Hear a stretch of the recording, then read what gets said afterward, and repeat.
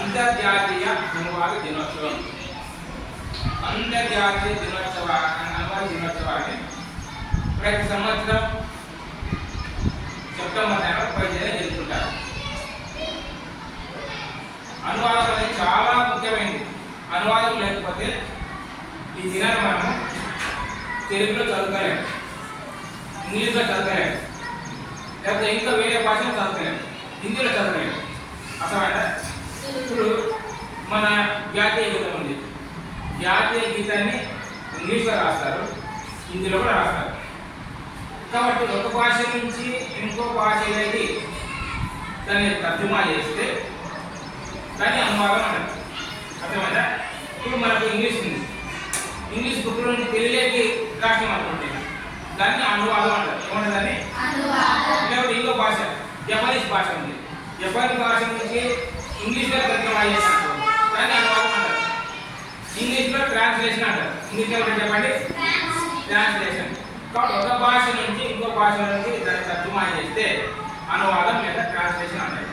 కాబట్టి ఇది అంతర్జాతీయ అనువాద దినోత్సవం అంటే ప్రతి భాషలో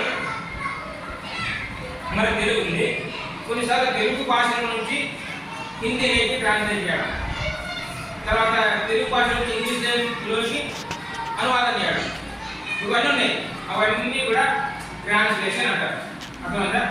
ట్రాన్స్లేషన్ లేకపోతే మనము ఇప్పుడు మీకు ఎన్ఎంఎస్ బుక్స్ ఉన్నాయి కదా, ఇంగ్లీష్లో ఉన్నాయి కదా, నాకు అర్థం కాక మళ్ళీ తెలుగులో చేసినాం అంటే దాన్ని ఇంగ్లీష్లో బుక్ ఏం చేశారు, అనువాదం చేశారు. ఏం చేశారు చెప్పండి?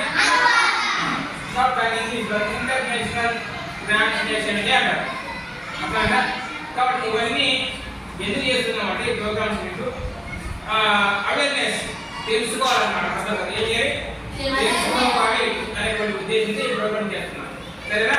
మరి ఒక భాషలో నుంచి ఇంకో భాషలోకి తర్జుమా చేస్తే దాన్ని అనువాదం లేదా ట్రాన్స్లేషన్ అంటారు. ఓకేనా? Okay, stop. అంతర్జాతీయ అనువాద దినోత్సవం అర్థం భాష నుండి తెలుగు భాషకు ట్రాన్స్పోర్షన్గా ఈరోజు మనం జరుపుకుంటాము.